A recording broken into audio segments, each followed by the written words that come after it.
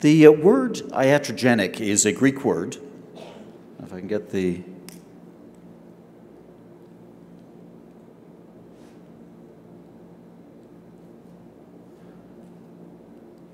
Oops. Doesn't seem to be working. Is there a problem with the... Sí, exactamente. There we go. Okay, so I apologize about that. The word iatrogenic is actually a Greek word that means disease that's caused by the physician. And as we use it in our everyday language and thinking about problems in treating hospitalized or critically ill patients, we tend to use it as a synonym for a mistake, something that we did that we should have known better and that had an adverse consequence for the patient. So this may be a drug reaction, we knew there was an interaction between two drugs and we just didn't take this into consideration. It may be a procedural complication. Un problema con el procedimiento, a lo mejor se colocó una línea endovenosa y se desarrolló un neumotórax o una infección por la vía endovenosa o a lo mejor algún otro problema con la atención médica o los cuidados médicos. En los próximos 25 minutos trataré de decirles que la enfermedad clínica es intrínsecamente iatrogénica. No es algo de lo que nos debamos avergonzar ni de lo que nos tengamos que disculpar, sino que tenemos que hacer lo posible por mejorar la atención de nuestro paciente. No fue hace mucho cuando si uno estaba críticamente enfermo después de haber sido herido en el campo de batalla o víctima de la influenza de los 20 por la pandemia de la influenza, solo podía pasar una cosa, o mejorar por sí mismo o morir. No había mucho más que la medicina pudiera hacer o en lo que pudiera intervenir para cambiar el curso de esa enfermedad o de ese padecimiento. Las opciones eran muy limitadas y el curso patológico era relativamente corto. Sin embargo, esto cambió a mediados del siglo XX y cambió debido o gracias a la introducción de las unidades de cuidados intensivos, un lugar donde podíamos realmente conjugar una serie de tecnologías que no trataban específicamente las enfermedades, sino que nos permitían dar soporte a nuestros pacientes con insuficiencias que de otra manera hubieran sido letales, ya fuera que mejoraran por sí solos o que pudiéramos aplicar alguna terapia adecuada. Entonces, en la década de 1950, la pandemia de la polio en Escandinavia provocó que muchos pacientes que hubieran morido se pudieran mantener vivos gracias al ventilador mecánico. Y ahora esta es la norma, el estándar en las UCIs. Podemos mantener vivos a nuestros pacientes cuando el curso natural sería que morirían de un día para otro. Entonces, en este sentido, la enfermedad crítica es un trastorno iatrogénico. Evitamos que el paciente muera y hay quienes sobreviven a enfermedades que de otra manera serían agudamente letales. Y de hecho, debido a que podemos mantener vivos a nuestros pacientes durante un periodo prolongado, con base en el curso natural de los eventos habrían muerto, pero gracias a ello hemos creado una serie de problemas que simple y sencillamente no tienen ningún precedente biológico. Ya mi colega habló de los problemas relacionados con el SIRA, o el síndrome de insuficiencia respiratoria en los adultos, una enfermedad iatrogénica que solo se desarrolla porque pacientes con insuficiencia respiratoria se pueden mantener vivos gracias al ventilador mecánico. Y después de la introducción de en las UCIs, llegó a ser evidente que era una de las enfermedades más comunes en ese entorno. Este documento se publicó en 1963 en Boston y estaban describiendo una insuficiencia respiratoria muy aguda aguda, una insuficiencia aguda, hablaban de la reanimación con ventilación mecánica en pacientes con peritonitis. 4 años después se publicó ya el documento clásico, pero sí, estos eran procesos que no existían en la década de 1940 porque no teníamos ventiladores y los pacientes hubieran muerto. Incluso el fenómeno del choque séptico es un trastorno iatrogénico que solo se vuelve evidente una vez que tenemos la capacidad de monitorear el sistema circulatorio, de monitorear de manera invasiva la función cardíaca y de dar soporte a nuestros pacientes y reanimarlos con líquidos endovenosos, con antibióticos que puedan aniquilar a los microorganismos. Y así se ha desarrollado un nuevo síndrome, el choque séptico. En el pasado, los pacientes tenían taquiapnea, morían, y ahora hay pacientes que, aún con un choque séptico, si se encuentran dentro de las UCI, se mantienen vivos. Y bueno, esta es una de las descripciones más completas de este síndrome, publicado por Klein en Montreal en 1967. Una vez más, esto no existía en la década de 1940, simple y sencillamente no podíamos mantener vivos a nuestros pacientes. Y en 1975, Arthur Bowie, un médico de New Haven, sugirió que podíamos pensar en muchísimos síndromes relacionados con los cuidados intensivos que parecen haber surgido después del establecimiento de las UCIs. Se ha visto que el problema común es que, como resultado de la reanimación, hemos provocado nuevos síndromes relacionados con la insuficiencia que no existían en forma aislada, pero que sí existen en forma simultánea. Insuficiencia renal aguda, choque séptico, sangrado persistente. Y de hecho, este médico sugirió que deberíamos considerarlos como procesos comunes. A esto le llama el proceso multicomplejo, que ahora se conoce como síndrome de disfunción multiorgánica, o MOTS.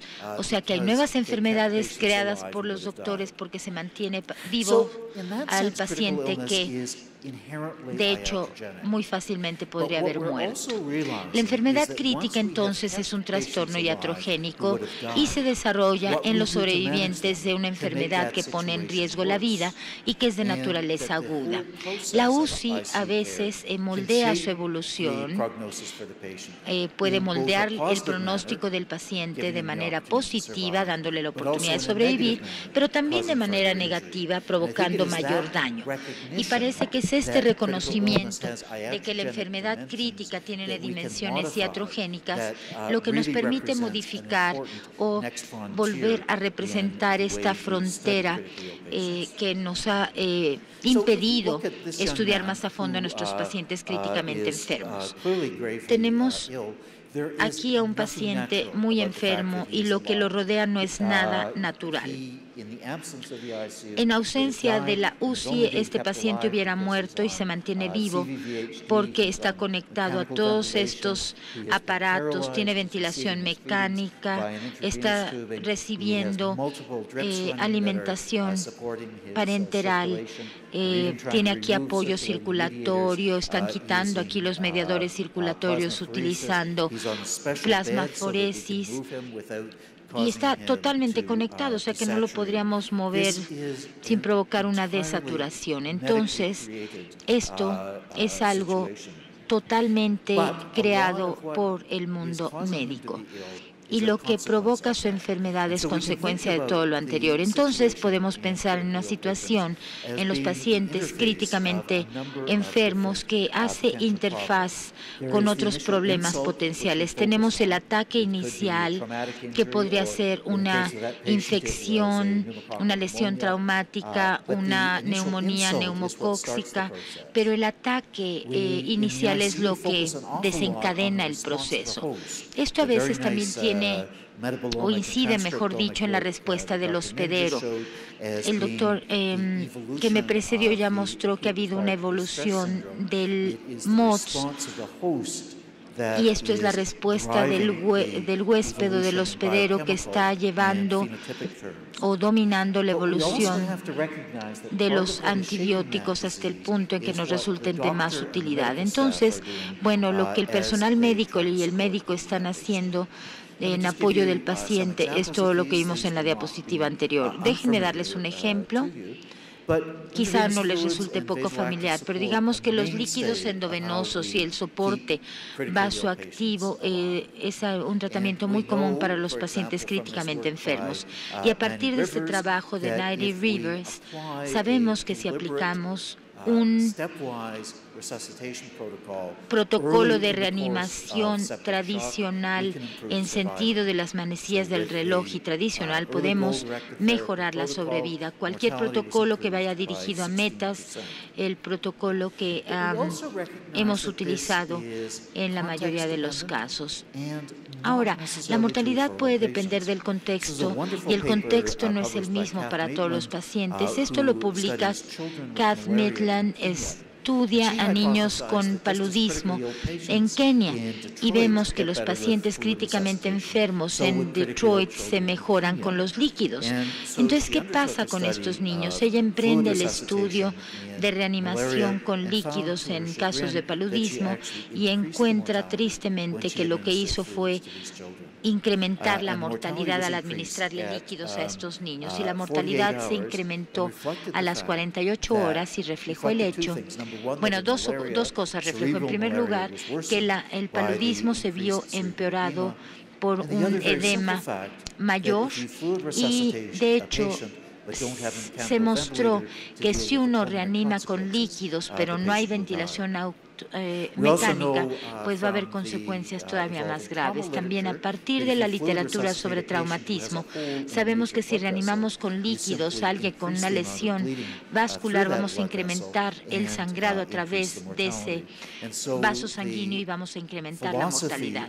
Así que la filosofía de una subreanimación con pacientes que tienen traumatismo penetrante podría popularizarse, o se ha popularizado cada vez más. La reanimación completa no es realmente tan benigna, se da dentro de un contexto en el que los pacientes tienen alteraciones en el flujo y una observación muy importante ha sido la permeabilidad vascular.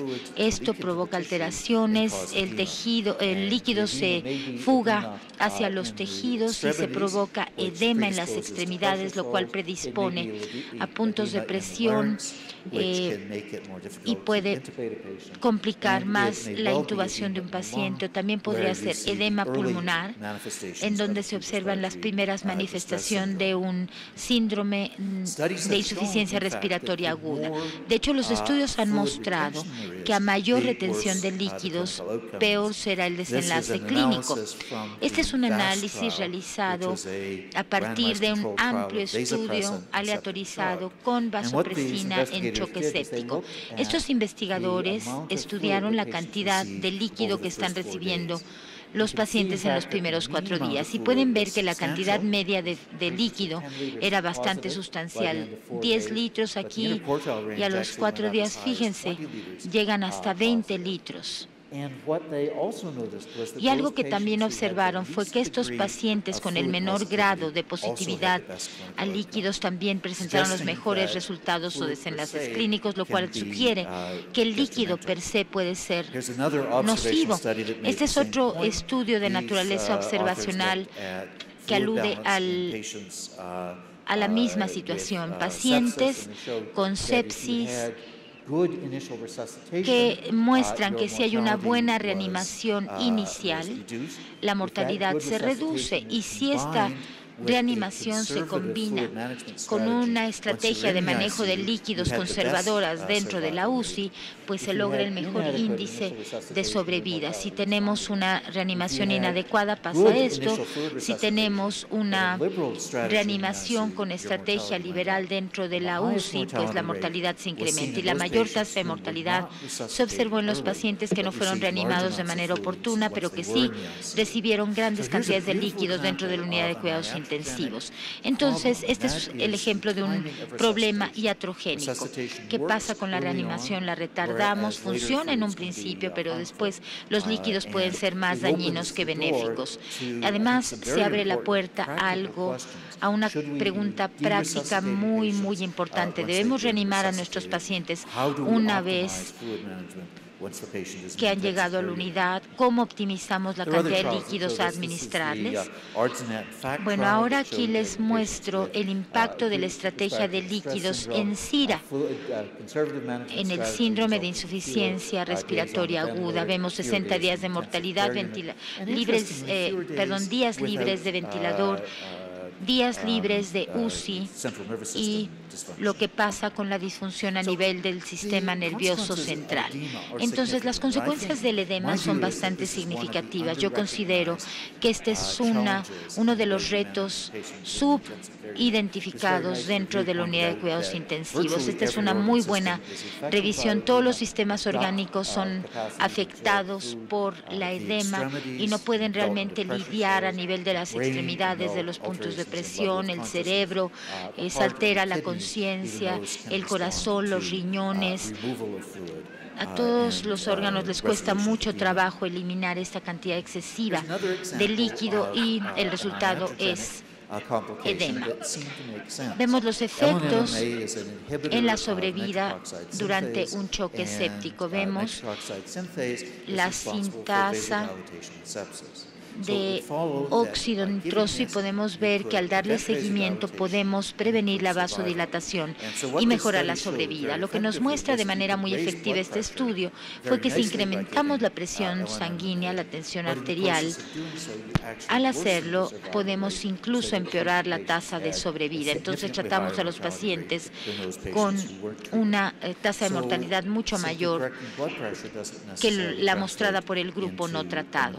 Esto entonces no se puede traducir en un mejor resultado. Este es otro estudio que también demuestra que si tratamos la tensión arterial con vasopresores en un grupo de pacientes con anastomosis quirúrgica, incluso si hacemos el control de la presión sanguínea y seguimos las indicaciones de vasoactivación, quienes recibieron vasopresores tuvieron una mayor tasa de fugas anastomóticas, dependiendo de la dosis y duración de la terapia. Una vez más, otra consecuencia inadvertida que hace surgir la pregunta de si debemos dirigirnos a una fisiología normal u óptima en los pacientes críticamente enfermos o si debemos utilizar una fisiología normal para así minimizar los eventos adversos de lo que tenemos que hacer para mejorarlos. Este es otro muy buen ejemplo.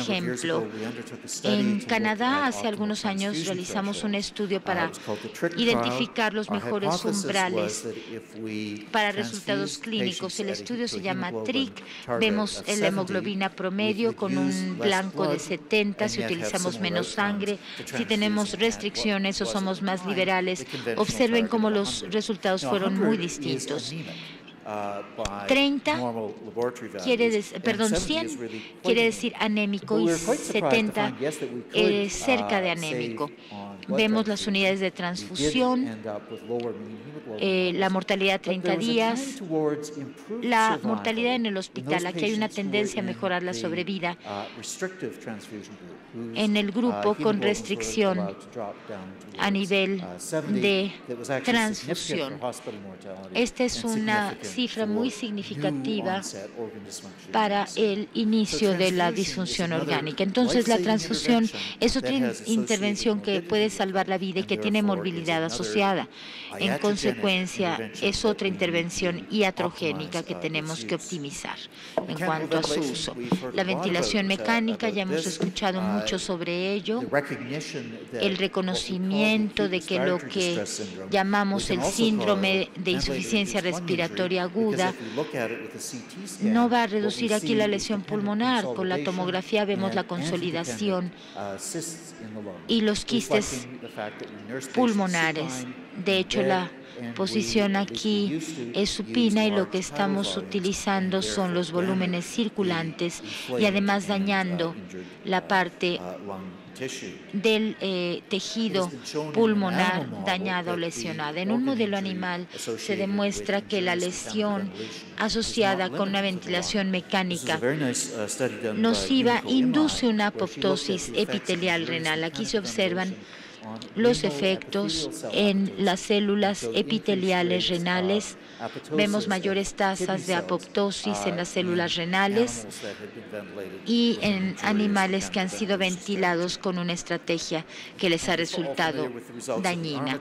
Sé que ustedes conocen los resultados del estudio ARMA, que nos muestra que si ventilamos a los pacientes con una estrategia que proteja los pulmones y si reducimos las consecuencias inadvertidas de sobreextensión pulmonar, como resultado lograremos una reducción significativa en la mortalidad. ¿Hacia dónde vamos con esto? Bueno, es un área de investigación bastante activa. En la mañana escuchamos hablar sobre el estudio Oscillate, que se tuvo que interrumpir debido al daño potencial que se había provocado en los pacientes. En el futuro será muy importante entender las nuevas dimensiones de la iatrogénesis que está presentándose como resultado de ese estudio clínico. La ventilación mecánica me parece que ha sido uno de los avances más importantes en el área de la medicina crítica de los últimos años. Reposo y sedación es algo que ya comentó la doctora Thompson esta mañana. Se han hecho varios intentos para tratar de aliviar el sufrimiento y esto ha dado como resultado una mayor mortalidad. Estos son datos provenientes de Chicago que nos muestran que si utilizamos esta intervención de controles y controlamos, por ejemplo, la duración de ventilación mecánica, la estancia en la UCI, la administración de morfina, observamos que el concepto es que debemos operar de manera activa, no dejar todo al ventilador mecánico. Me parece que hay estudios muy emocionantes que se están llevando a cabo para tratar de minimizar las consecuencias iatrogénicas del reposo en los pacientes críticamente enfermos dentro de la UCI. Podemos también apuntar a los antibióticos sistémicos, otra fuente de lesión iatrogénica, resultado de una intervención que tiene como objeto salvar la vida del paciente.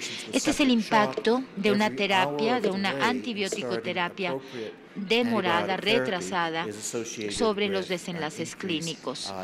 Hay una relación muy estrecha entre el incremento y el riesgo de una mayor mortalidad. Con un paciente que está en choque séptico hay que iniciar los antibióticos de inmediato, pero los antibióticos tienen sus costos y a lo mejor no estemos tan conscientes de cuáles sean estos costos. Este otro estudio, ARTS, se llevó a cabo hace varios años. Tienen una cohorte de pacientes, por ejemplo, de quienes se sospechaba que habían adquirido una infección en la UCI. Se analizan los factores de riesgo para la muerte en los pacientes. Se utiliza un diagnóstico médico, se consideran los grupos etarios, los vasopresores, la infección y el síndrome de insuficiencia respiratoria aguda, o MOTS por sus siglas en inglés. En estos pacientes de quienes se sospechaba que habían adquirido una infección en la UCI, encontramos una vez más que la edad y la disfunción orgánica han sido factores determinantes, pero que el uso indiscriminado de antibióticos, o sea, el darle antibióticos en presencia de cultivos negativos, también se relaciona con 5.68 veces más riesgo de morir en la unidad de cuidados intensivos. Esta es una variable múltiple. Hay datos observacionales que subrayan el hecho de que todo lo que hacemos tiene su costo y que tenemos que ser exquisitamente sensibles al costo-beneficio de nuestras intervenciones. Este es un costo muy evidente del uso de antibióticos que tiene como resultado una colitis provocada por Clostridium difficile, enormes problemas con los que nos enfrentamos hoy en día y para los cuales necesitamos soluciones más innovadoras. La microbiología de la infección adquirida en la Universidad unidad de cuidados intensivos. Tenemos varios factores, estos organismos que colonizan el catéter de inmediato, que proliferan bajo la presión de los antibióticos. Tenemos Epidermidis aureus, Enterococos, Pseudomonas, Enterobacter, Escherichia coli, Candida, Cinetobacter, entre otros. También tenemos Legionella, que son los virus más comunes que encontramos en los hospitales. Además, tenemos que utilizar cantidades indiscriminadas de nutrición parenteral. Hay pacientes que desarrollan ictericia, así que necesitamos mejor abordajes. A lo mejor tenemos que dar una alimentación enteral para que la morbilidad no sea tan terrible. Entonces hay muchos ejemplos, pero me parece que como intensivistas necesitamos estar conscientes de que, bueno, tenemos que estar orgullosos de haber logrado mantener vivos a pacientes que hace 20 años hubieran muerto, pero tenemos que ser suficientemente humildes para reconocer que muchas de las cosas que pensamos están beneficiando al paciente, en realidad lo están dañando. Tenemos que identificar y eso es lo que realmente va a hacer avanzar la práctica de la medicina crítica en el futuro. Entonces, la enfermedad crítica no es adaptativa, sino iatrogénica. No hay razón para pensar que lo que tratamos o los tratamientos que utilicemos tengan per se un beneficio intrínseco.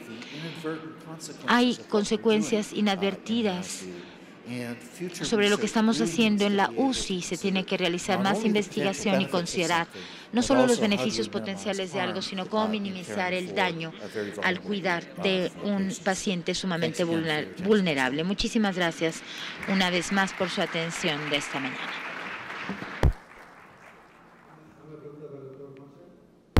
Are there any questions for Dr. Marshall?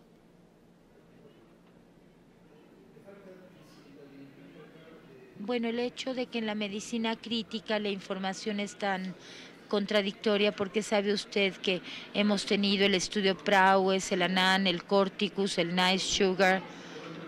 ¿Qué podemos hacer con tanta contradicción, con esta información que es tan polémica? Me parece que debemos celebrarla y me parece que tenemos que entender que la medicina crítica es un proceso continuo de investigación. No hay respuestas sencillas para nada de lo que hacemos y a los pacientes les va a ir mejor si incorporamos en nuestra práctica una constante en el cuestionamiento. El control de la glucosa. Mucha gente decidió que después del estudio de Berger,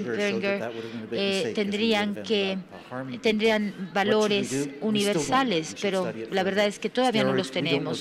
Esteroides, no sabemos cuál es la respuesta real de los esteroides. Hay pacientes que se han beneficiado, hablando del estudio Prowess, de la proteína C activada, pero pues ahora ya salió del mercado.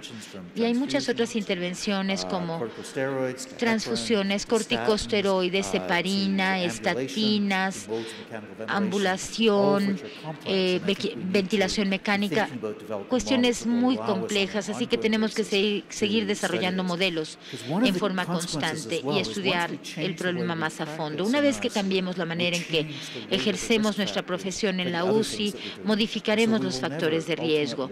Así que, pues la verdad, nunca tendremos todas las respuestas, pero sí podemos entrar en una situación en la que tengamos mayores herramientas a nuestra disposición y podamos ser más claros en nuestras respuestas.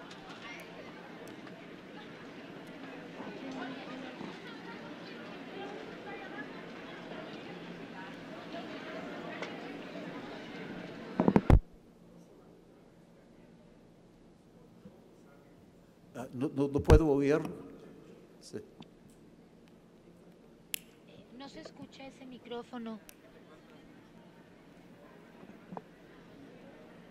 Don Ángel.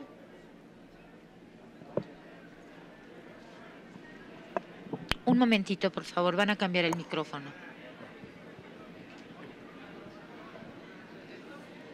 Doctor Marshall. Dr. Marshall, thank you very much. Le decía, As I was telling you when you couldn't hear me, that adverse events is something that must be in our armamentarium, not only for critical medicine, which is where we perceive in a more intensive way the extent of damage we are causing. It is in all the settings where we have patients that we have to consider that. And I wonder if we are involving our patients in resolution of these adverse events. If we're asking them how do they feel, what's happening, or what do they expect from us. Esta es una pregunta muy interesante y me parece que la respuesta desgraciadamente es no. No sabemos realmente lo que sienten o piensan nuestros pacientes, sabemos muy poco lo que los sobrevivientes de la UCI experimentan durante el tiempo que pasan ahí. Me parece que su condición es subóptima todo el tiempo. Y bajo ciertas circunstancias creo que nos dirían, si yo pudiera elegir, preferiría morir que seguir aquí 2 meses más con el apoyo del ventilador mecánico. Lo más importante para mí sería salir de la UCI o ni siquiera haber entrado aquí. A veces los pacientes no entienden.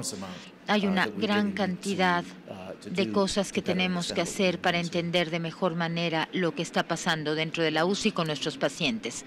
Thank you, Dr. Marshall, very much.